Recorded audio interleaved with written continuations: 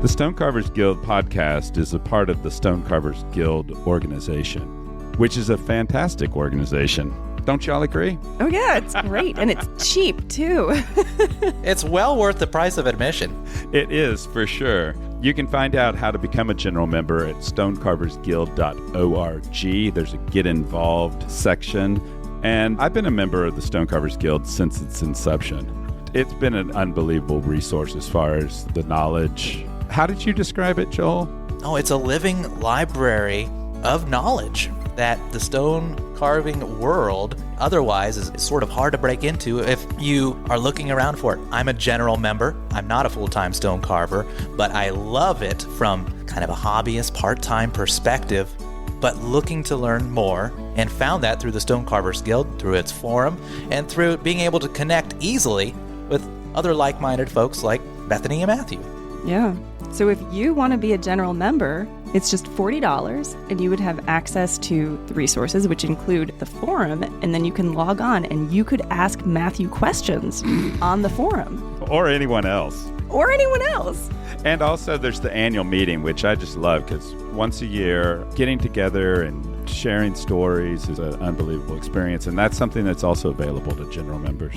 Attend a general meeting or even become a professional member, which has other benefits as well. You just have to go to stonecarversguild.org and click on Get Involved at the top. Join today. Welcome to the Stone Carvers Guild Podcast. Here you will meet a variety of carvers working throughout North America. Drawing on our collective experience, we seek to share knowledge about this ancient art and to do our part to ensure that stone carving will play an important role in built environments for generations to come. So whether you are an experienced carver, new to the craft, or just curious, put on your safety goggles, open up your mind, and welcome to the workshop.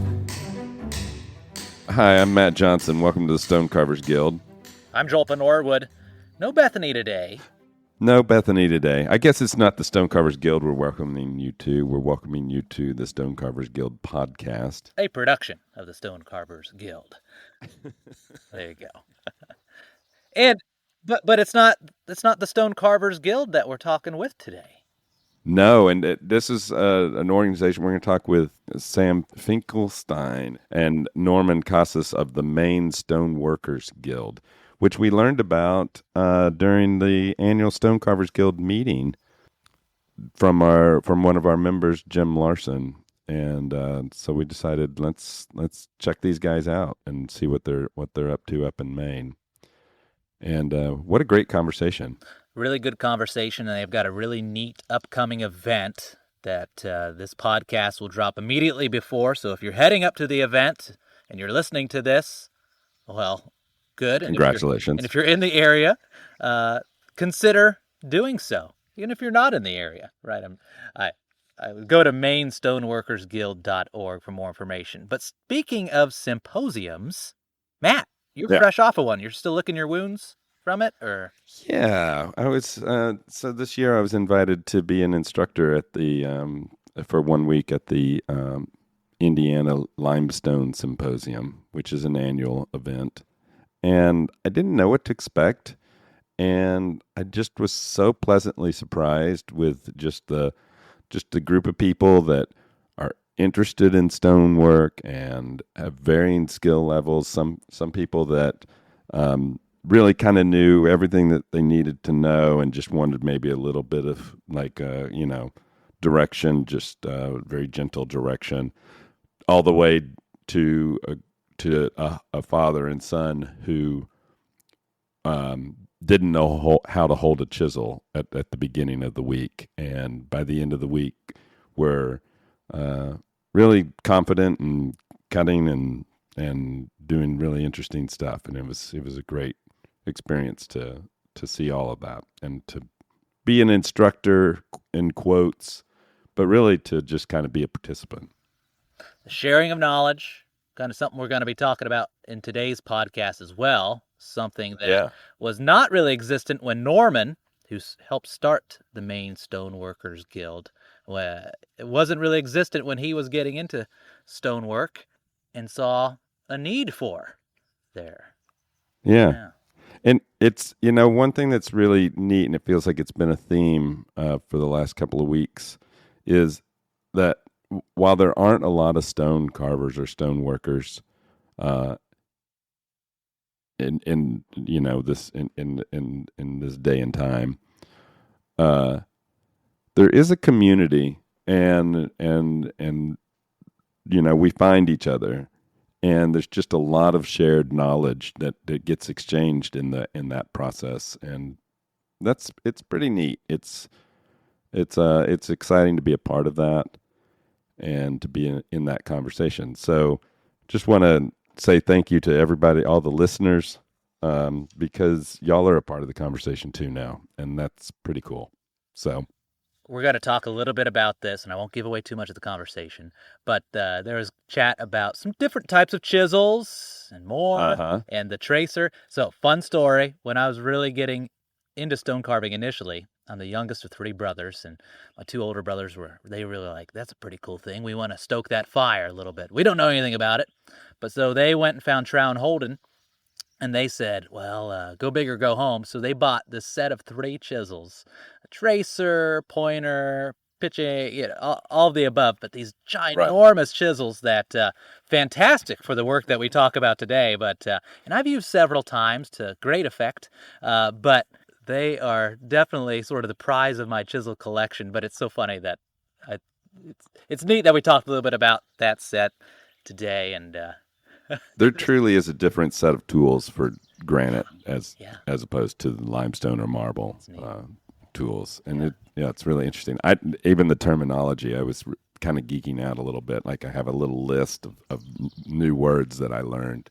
I want to see you get further and further into granite carving, because I feel like it's been the slow fade. It's been the slow coming as these podcasts. It's interesting when Sam was talking about how, part of their mission is to persuade people to not be intimidated by this material that seems so, dense and impenetrable. And I was thinking, man, that's right where I'm at. I've always been afraid of granite, and I'm hoping that I'll get a chance to pick up a hammer and a chisel or a set or a tracer, and see what it's like. Try to learn a thing or two. Well, good luck to you. It's not because I did. Right. I'm super excited. I didn't mention. Well, I said it in the conversation, but I'm actually going up there. I didn't realize that this was happening, and I'd already scheduled a trip. So I'm excited to be going to the symposium in Maine, which we talk about this in the conversation, but it's this July 14th to the 26th of this year in Rockland, Maine. So it looks really cool. I'm excited about going to see it. So amp yourself up through listening to this conversation with Sam Finkelstein and Norman Casas. As far as I'm concerned, if you pick up a stone, you're working in stone. Sure. I understand the distinction, and I think it matters, and it's something that like as a stone carver that came from a background of originally being what in Texas we call a stone cutter, sure, which is much more of just the profiling and the flat work. Right. I feel like that it's that the stone cutters kind of get short shrift as far as like the respect that they deserve, because cutting a running molding of 6 linear feet and keeping it straight and right on the money, there's a lot of skill there, and yes, and it deserves to be called out. So I'm totally on board with broadening the respect. Sorry, Sam, what were you saying? Oh, I was just going to say something that I love about the guild in Maine is that it really also feels like so many of the members are kind of working with the material in a number of capacities. So, a cutter one day is a sculptor another day, and then, quarry operator is also making bird baths, and everything is kind of all over the place. So the generalization of stoneworker really feels like it applies to kind of incorporate the variety of skill set and activity that any guild member is doing over the course of a year. Well, we started out basically as just a gathering of people that wanted to just come in and do some stonework at a fair, and most of the time we were tradesmen, but we got over time. Some of the folks from the fine arts kind of started to slide in, and so it always was initially a trade organization more than more than an artisans organization, and we just don't seem to see the real. Stonework is stonework, is what it amounts to, and whether you're doing the David or putting together a bunch of stone to make a wall, it's all the same thing, really, in the long run. When was that y'all originally started getting together? Yeah, I had the same question. Well, here's really what happened is the stone trade was really in decline back in the 70s. Most of the quarries had closed in Maine. There wasn't a great deal of the old timers still left that had worked in the stone trade. I was fortunate to have the opportunity to cut some stone as a laborer for a project. The masons were kind of lazy, didn't want to get down off staging in order to cut the stone, so they'd say, just grab that tracer and go get me a 6x12, Eventually, it became known that I had learned how to cut some stone, and the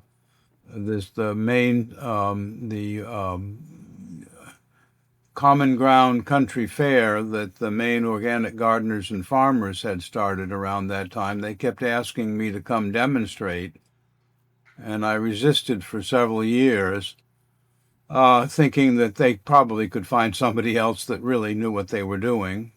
They couldn't, so we started, a partner of mine and I started demonstrating just basic, taking a cobble or a block and dropping it on the ground with our tracer and, splitting it. And it just kept going from there for a number of years. It was just basically me heading up the demonstrations at the fair, and then eventually we got some wonderful stone carvers starting to come, and one of their wives said, "You guys really ought to have a guild." So we said, "Okay, well, I guess you're right," and that's how the guild sort of came forwards as a combination of people that were just building fireplaces or masonry ovens and stone cockle ovens and all that sort of thing, in a combination with a number of folks that either were sculptors or became sculptors as their career developed. I could go on for days, but That's basically how this organization got started. And it's darn hard to keep them going because everybody's so busy now. Have you been like because when we talked on the phone, you said that you were kind of like the um I forget the term that you used, but that you were kind of, the figurehead leader of the organization, but that we should definitely talk to Sam. Are you have you been in that position pretty much from the beginning, Norman? Well, I keep trying to get out of it, but and we've yeah, but what we have a chairman as well as a vice chair, etc. And we have had a number of different people that we've convinced to be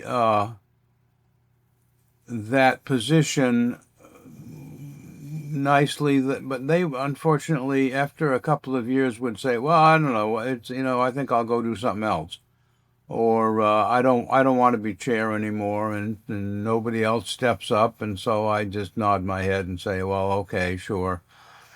Hopefully, hey, maybe we could make Sam into the chair here real soon, because Sam's doing a great job with a lot of our activities now, actually. But yeah, I've been the chairman and I've been nothing, and it's all about the same. I was going to say, Sam, tell us how you're involved, where you come in so far. Well, the way that I first came across the guild was actually at this Common Ground Fair, which happens every September in Unity, Maine.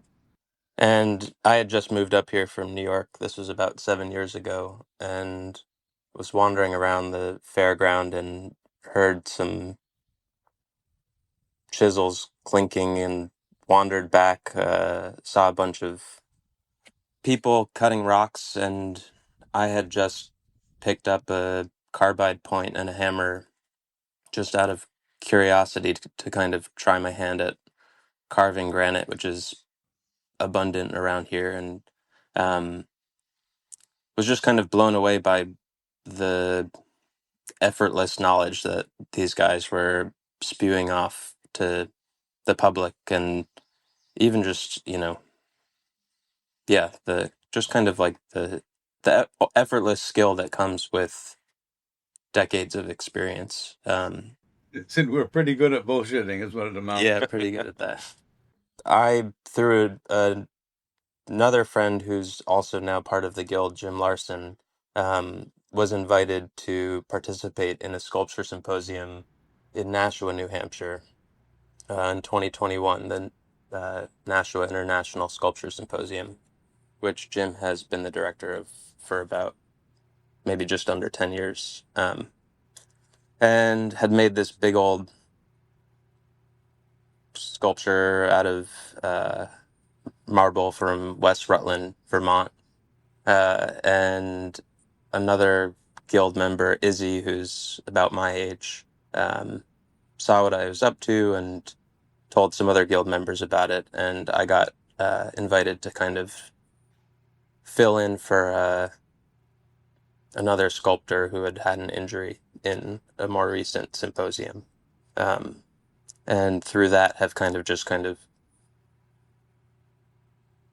been involved in all of the activities, and slowly over time, just getting to see the breadth of skill set and knowledge that everyone in the guild has, and that's kind of led to every 2 years or so, we'll put on a symposium, which is typically like a 2-week public carving event where 6 or so sculptors will be set up in a public space and make a big sculpture start to finish. The public can come out every day and see the progress.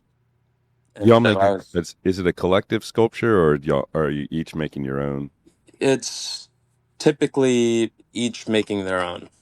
So everyone gets a extension cord, air hose, and a water hose run to their station, and they get to pick out the stone that they're going to be working with in advance, and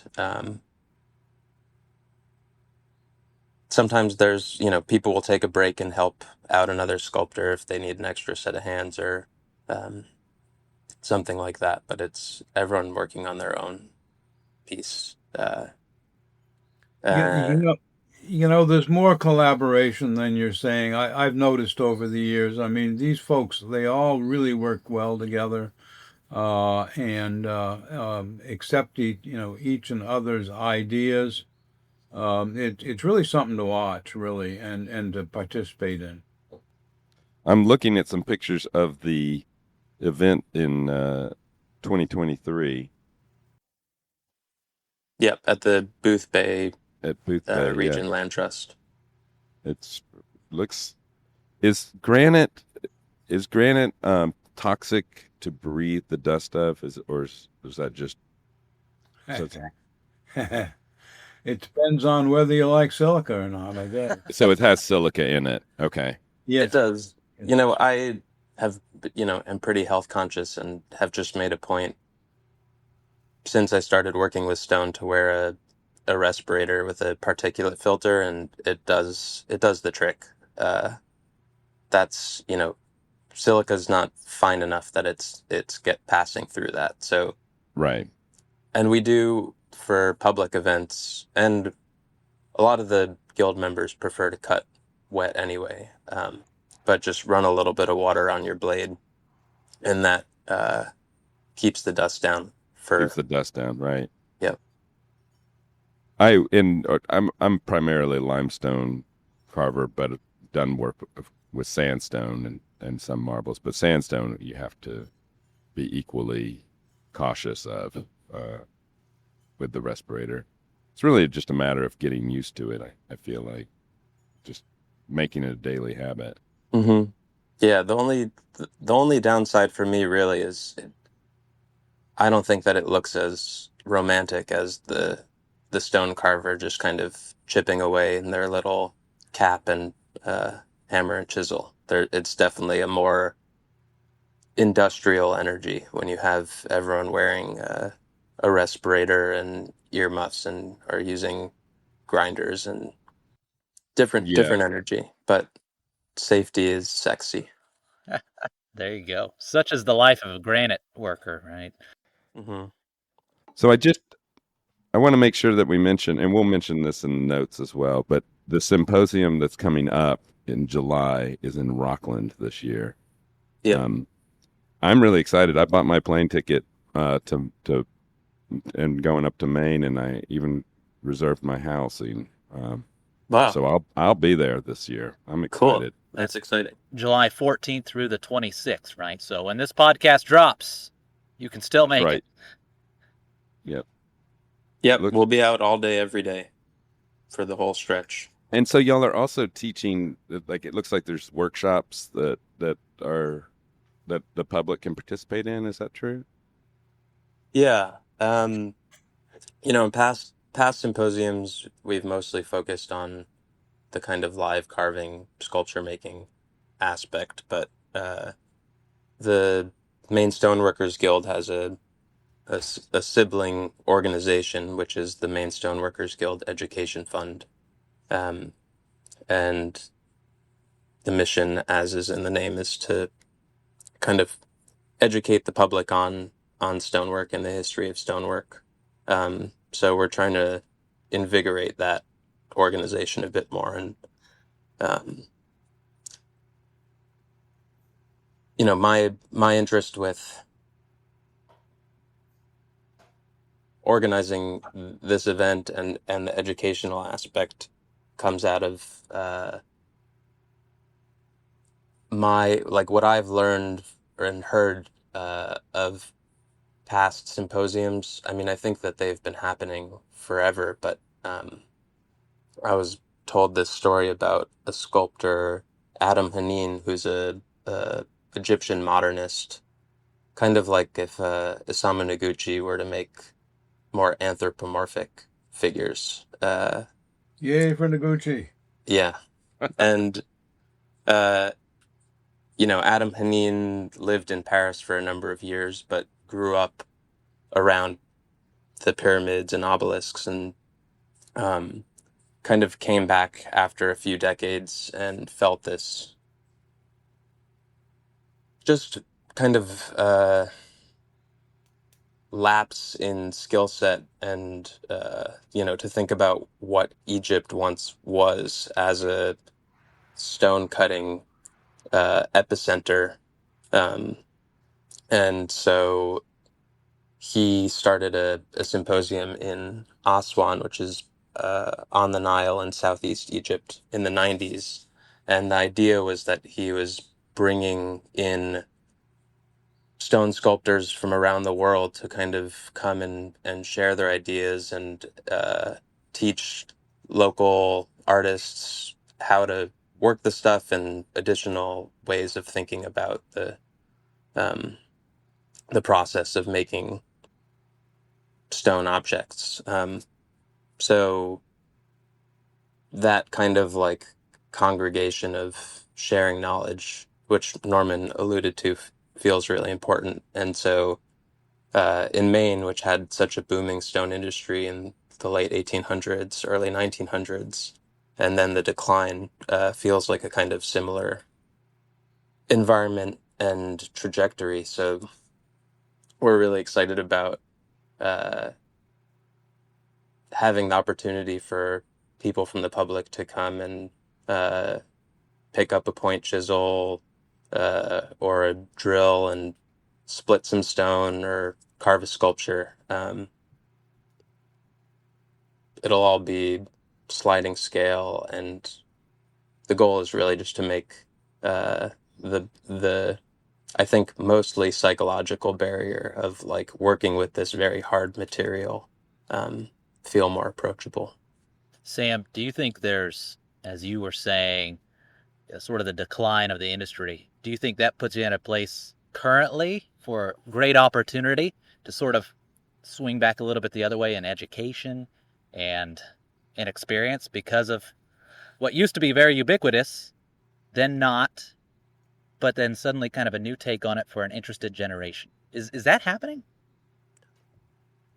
I think I come to relating with stone through a kind of fine art sculpture practice, and I definitely see in the art world more and more sculptors gravitating towards this material. And I think that has to do with it, kind of like what modern tooling can do, and that it is actually more possible to kind of shape, at least around here, granite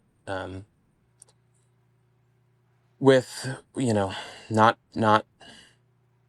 too much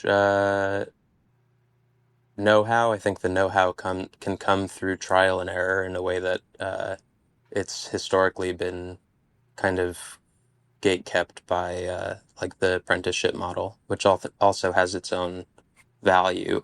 But I do think that this thing of there's a kind of magic again in working with stone that probably didn't exist when a whole town was kind of just getting their bread and butter from that stonework. And so we're pretty excited about having younger folks seeing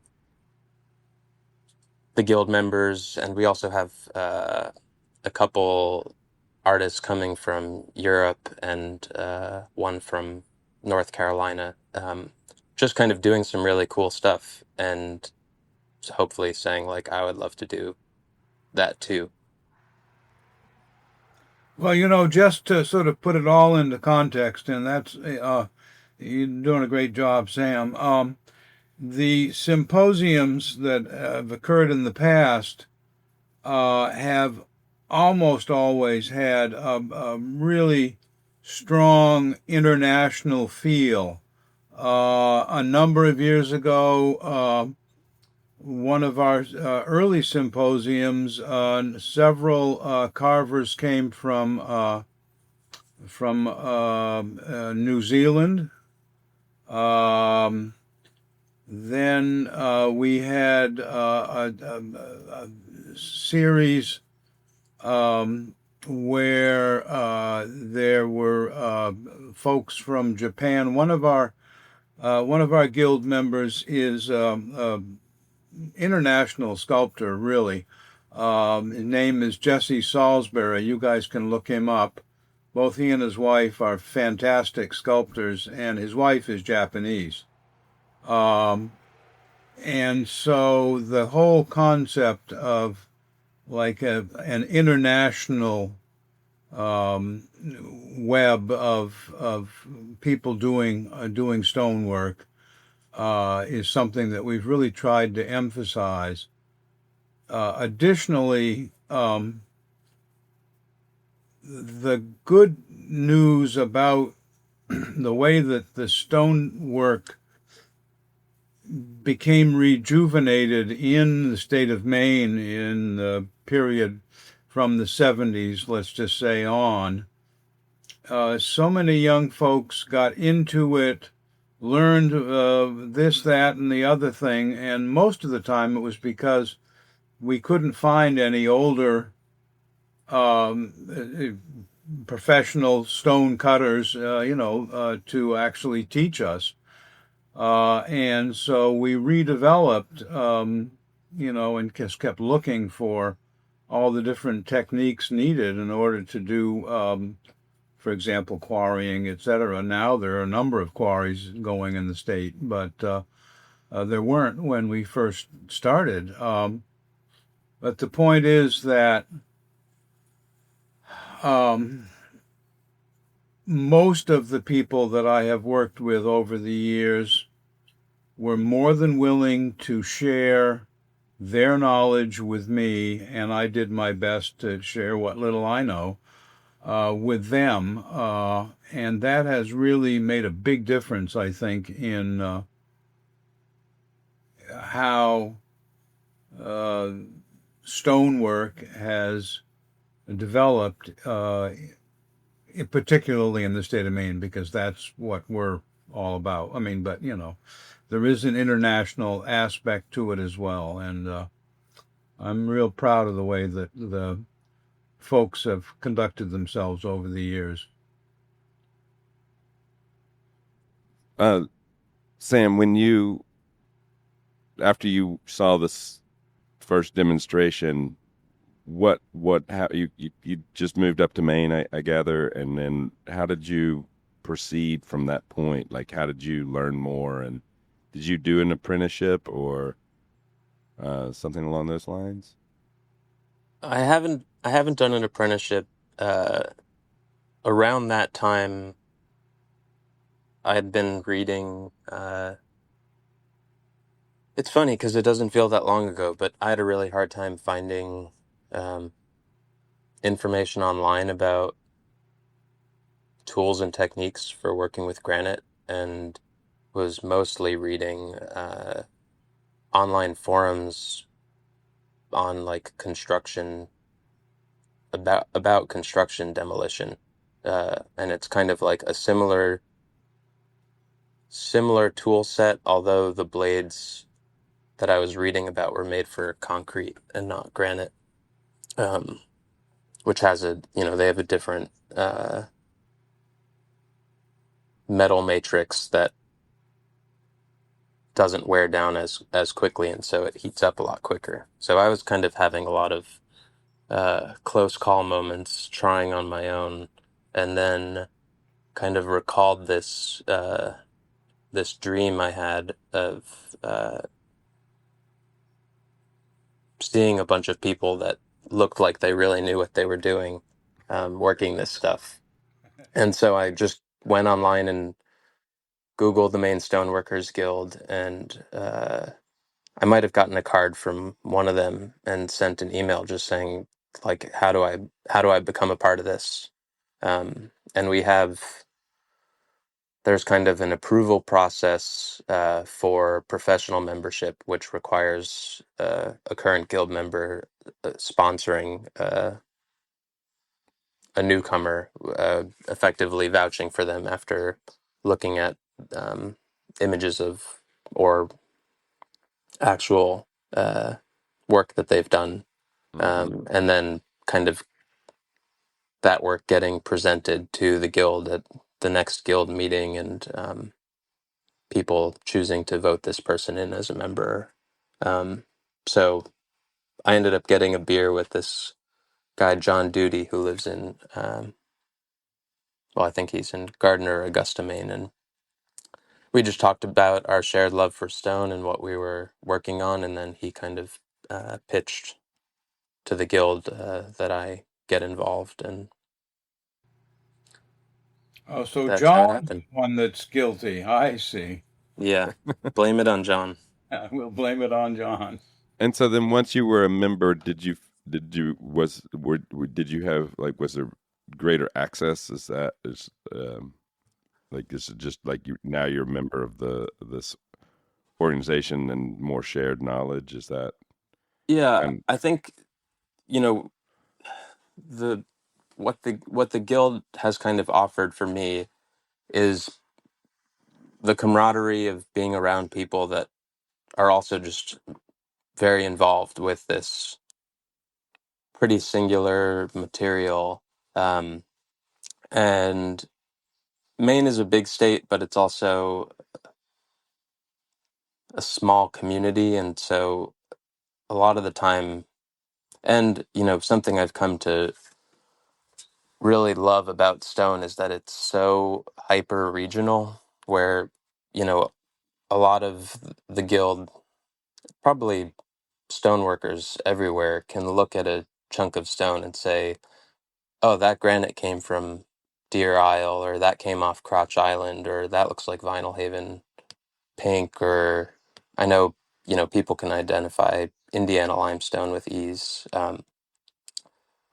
Unlike any other material on earth that I can think of, you can look at it and place it in like a town. And so a lot of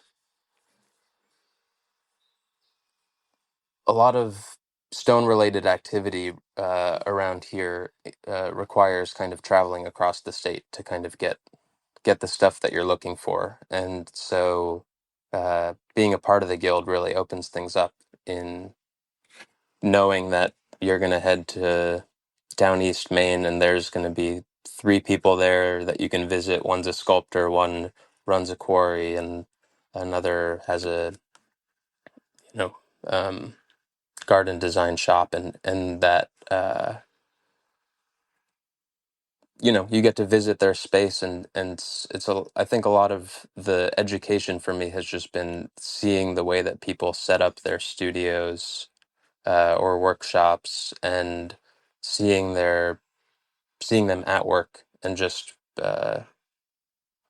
doing things with ease that I had been trying to figure out for 3 years, and then it's just kind of like a revelation moment of oh, that's how you do that. We've been talking most exclusively about granite, but just to put a plug in for the state of Maine, in addition to the extensive granite emplacements that are throughout Maine, and as Sam has said, they're pretty distinctive one from the next. I mean, sometimes you have, quarries in a batholith that, are separate from each other, but are all part of the same granitic emplacement. But in addition to that, there is an extensive limestone industry that used to be real prevalent here in the mid-coast, making lime for building material, as well as all the other things you use lime for. There is, in fact, what was a cement plant in Rockland, massive cement plant, which is not working right now. But anyway, just to say that there are other types of minerals other than granite in the state of Maine. The marble is quite hard and has been used for sculptures in addition to its industrial uses. As I would mention, Sam was just up in Monson on an art thing, and Monson, Maine, has some of the best, very fine black slate in the world that has been mined in the past. It's not much anymore, but it's still there, and some people work it. We have a letter carver, Douglas Coffin, and his daughter, who are also world quality. Really, he's traveled all over the world to do letter carving. Who works mostly in slate. So there's all kinds of different opportunities for somebody that likes rocks and stone in the state of Maine. There's a tremendous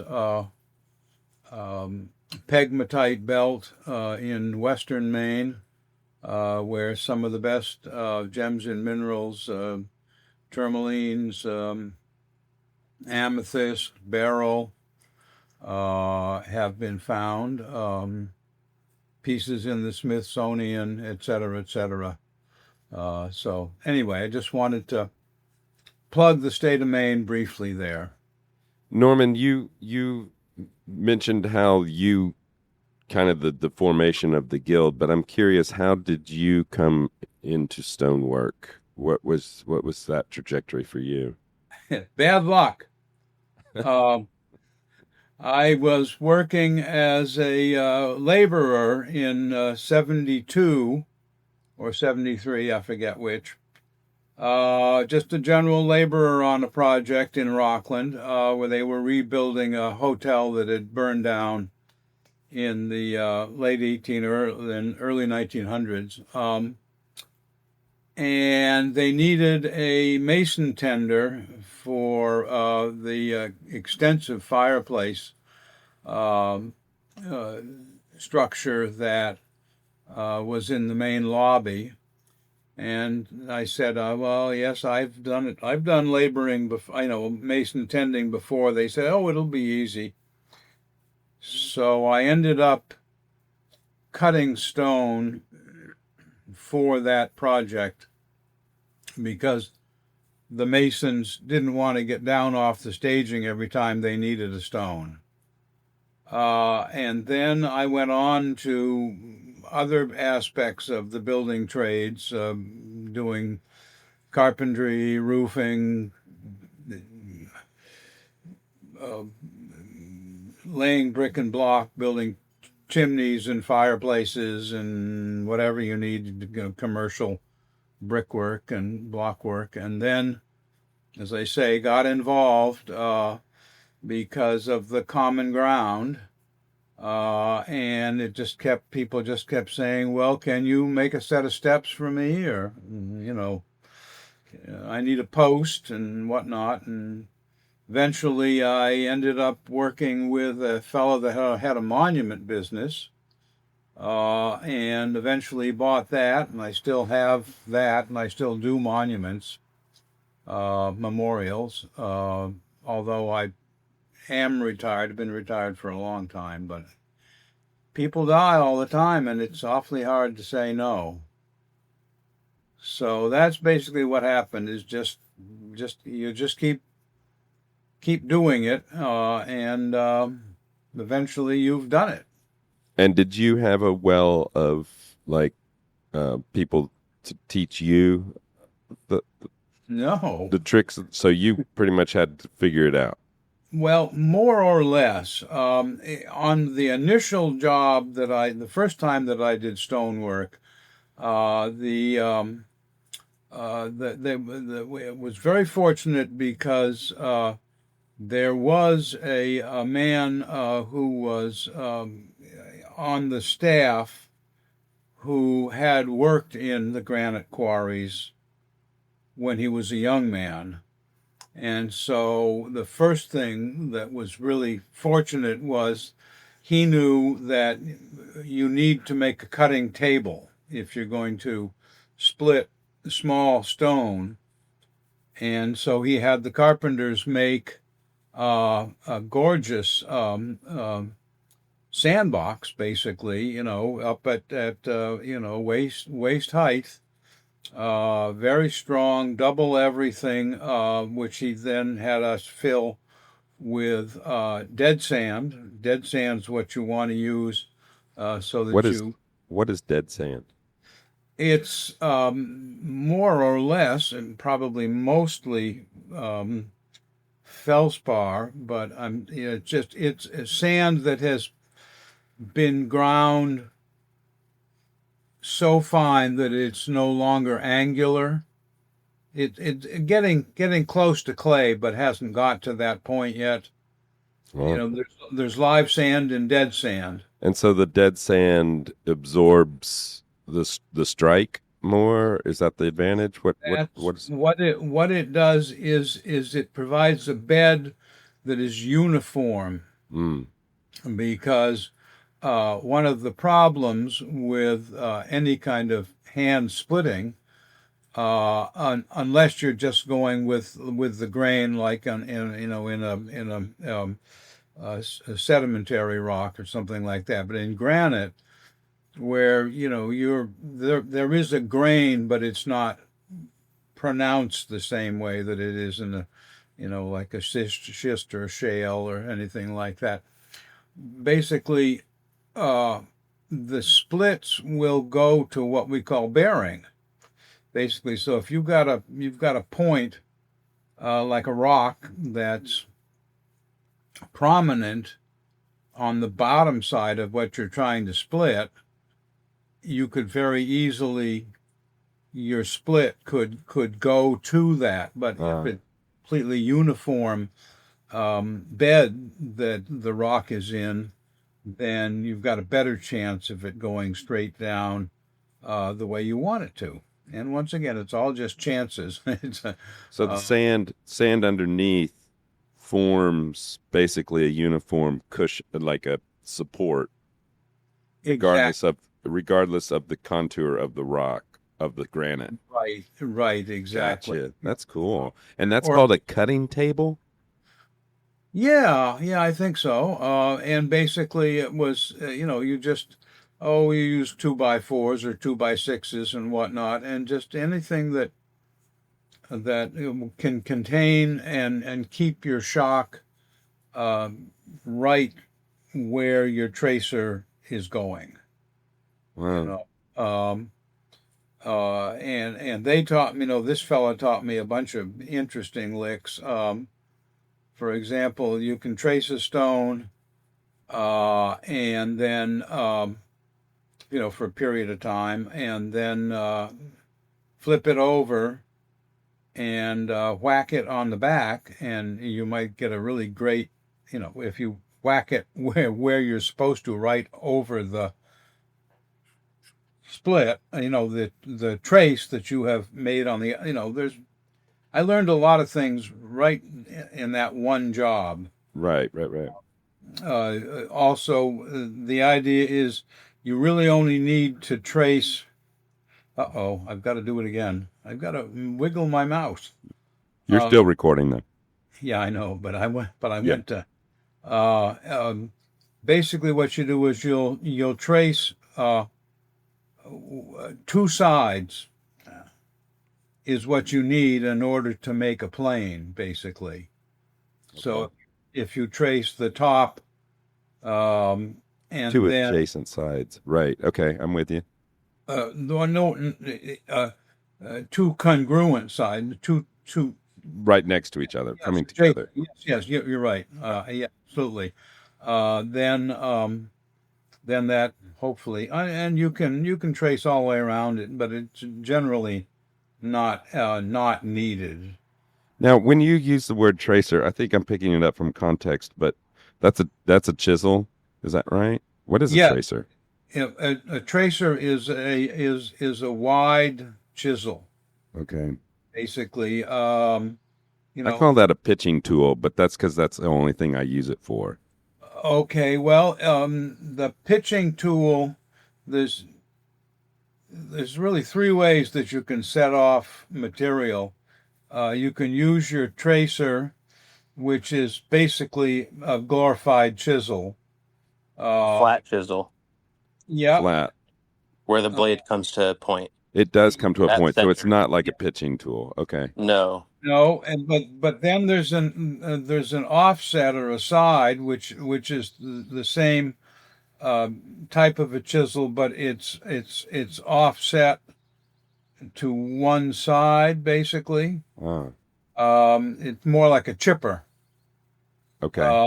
And then you have the tool that's used. It was used in the granite trade for when I guess a lot of different trades. The set, which is also like a glorified chisel, only it's completely flat and has two edges. Right.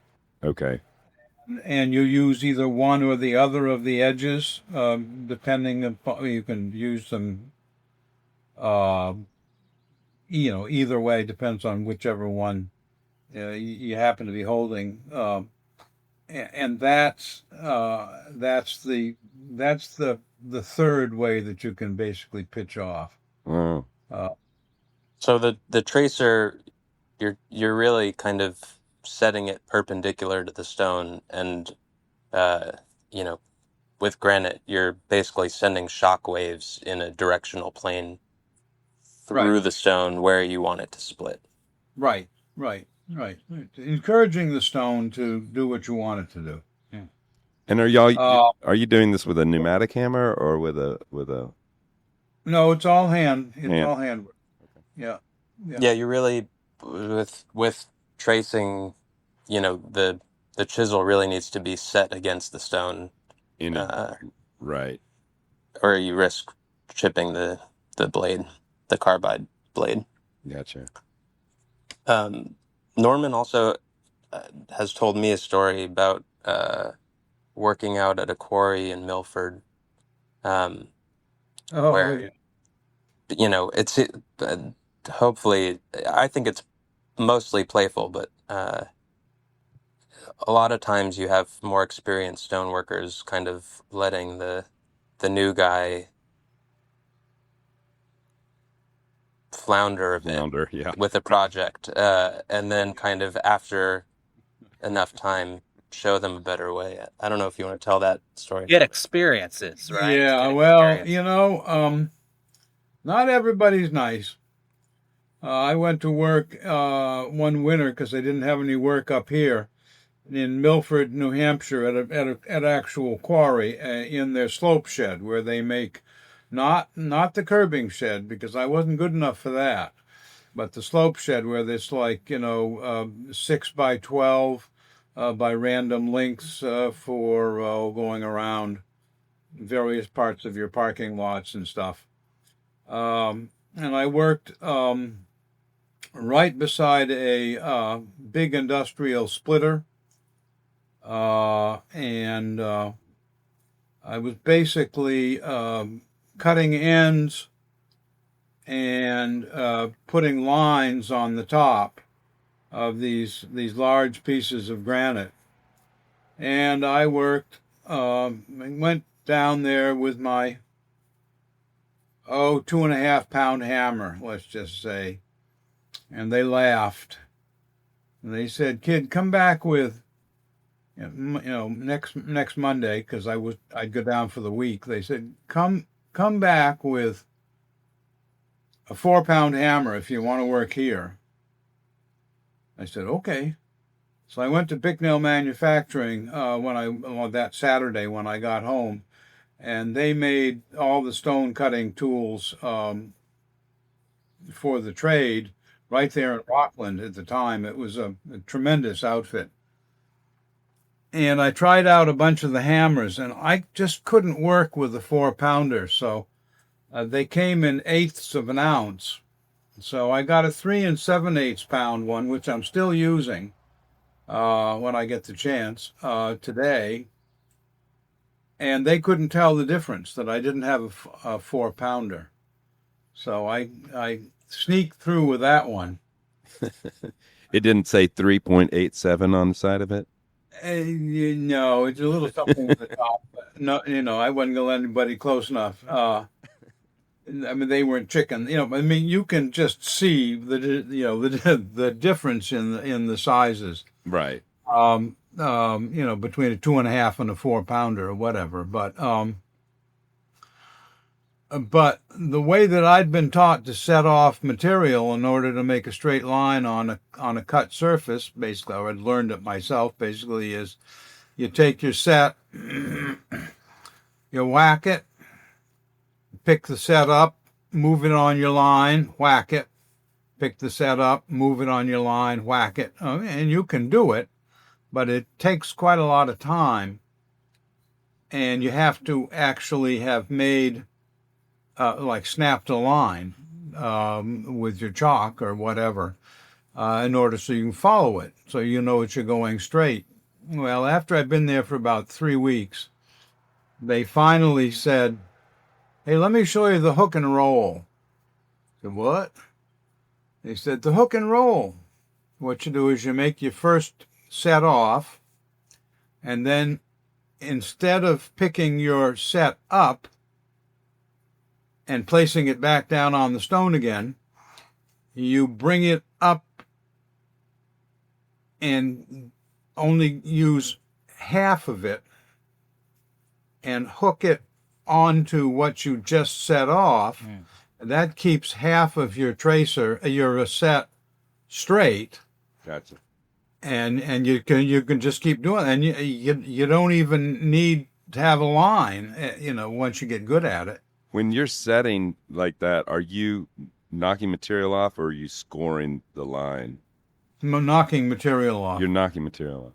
Okay. Oh, yeah. Huh. Yeah.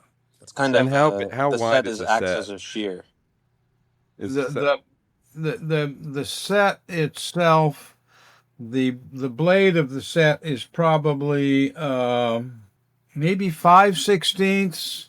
I'd have to go measure one. Bigger than a quarter, Oh, but it's not a wide chisel. It's that's the side to side, and then it can be they can be any like 2 inches is classic. Oh, okay. All right. Okay, I'm with you. Yeah, and you can get, now that would be the length of it, Gotcha. and you can what you should do is go to if you have an interest, is go to Trow and Holden. Uh-huh.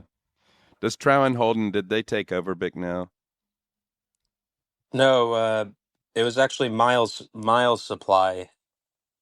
Bicknell moved down to Georgia.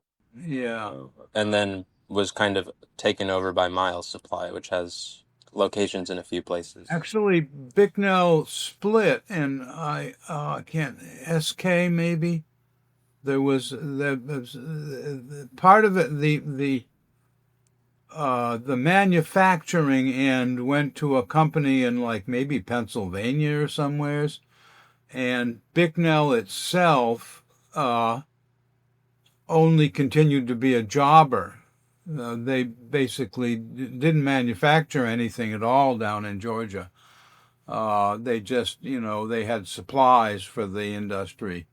But no, Trow and Holden was actually around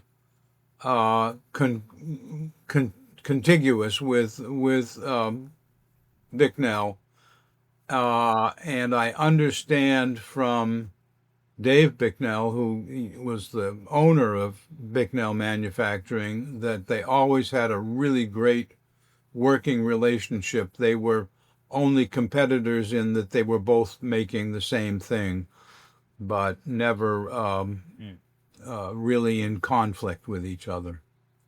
But anyway, Trow and Holden has, all these different, and they've even invented a bunch of new stuff that I didn't know much about in my day. The various handled points and tools that that you basically use two hammers to do that sort of work. I'd like to just give a quick shout out and thank you actually both to Trow and Holden and Miles Supply. They agreed to send up a bunch of chisels, carbide chisels for our workshops, just to kind That's of, awesome. yeah, really generous. And I think, that kind of tooling is expensive. So um, just letting people kind of hold those things in their hand and give a couple whacks with them, I think might really get people excited about stonework. So I'm also seeing on the Trow and Holden site, you kind of got to go through some menus, but there's some great information just about, like, there's one PDF called The Guide to Carbide Tools, which is really, Cool. looks really informative. So that's a nice little resource. Yeah, definitely. So I'd like to make a shout out for Granite City, which is in Barry. We haven't actually ever asked them for anything, but they're an old timer in the industry as well, and I still use them in the memorial trade. Um, they're an old company, and you really can't thank these folks in the industry enough. That they've always been very generous. I bought a Trow. No, it was a Trow and Holden hammer when I first got started, at 3/4 inch pneumatic. Yeah, yeah. So that was 35 years ago, and about 10 years ago, it was sticking. It was, it was kind of wearing down. They reserviced it for free. And it's just like, this is a part of the package when you buy a tool from us. And I just couldn't believe it. It's like their commitment to servicing the industry and the tradesmen is just really, it's really fantastic. I did want to, while we're doing shout outs, I wanted to give a shout out to Jim Larson, a Stone Carvers Guild member, who actually told us about the Maine Stone Workers Guild and the symposium. And so I really appreciate it, Jim, if you're listening. Thanks for giving us the tip. And I want to thank you guys for coming on and talking to us about it's tangential. It's connected, but it's so different, the world of granite, compared to the world that I know of limestone, and it's just fascinating to hear y'all's experiences. And I'm really looking forward to meeting y'all. And it's refreshing to hear about people who are eager to share their craft, and it's so good to talk with different guilds. Yeah, that are like that. And Norman, I was thinking, how much would you have given to have a living library of knowledge? It's kind of what we call some of the folks around our way back in the early days, rather than having to figure it out or having to do it the hard way for a few weeks before they show you a little bit of an easier way. I enjoyed that story. Well, we really we were hungry, and occasionally we would find somebody that knew something, and it was just, it just sucked it right up. I got more stories. Someday maybe we can chat again. I think so. Yeah, for sure. I think also just real quick, in mentioning Jim, both Jim Larson and another one of our participating sculptors, Kevin Percival, who's a third generation stoneworker from France, have been exploring tension stone building, kind of drilling holes through limestone steps to make spiral staircases that seem like they're floating, and structural beams. And they're going to be, I think, collaborating at the symposium on a tensioned, post-tension sculpture. Oh, wow. But that also might, that in terms of the future of stonework seems like this really beautiful way at looking back to have like more sustainable building practices down the road. Yeah, I'm really excited about that, and hoping that, more people come to know about that too. Great. Maine Stone Workers Guild.org. Go there. You've been listening to the Stone Carvers Guild Podcast. We hope you've enjoyed this conversation, and we hope that you will find us online at stonecarversguild.org. There you can find photos showing some of the things that we discussed today, additional information about our guest, and if you're so inclined, ways to get more involved with the Guild and our ongoing activities. And of course, if you've enjoyed this podcast, we hope that you will subscribe and rate us on the podcaster of your choice. 5 stars, please.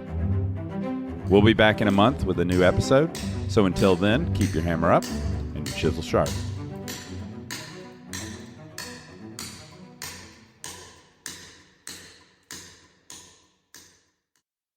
The views and opinions expressed in the podcast do not necessarily reflect that of the Stone Carvers Guild. This content is meant for informational and entertainment purposes only. Thanks for listening.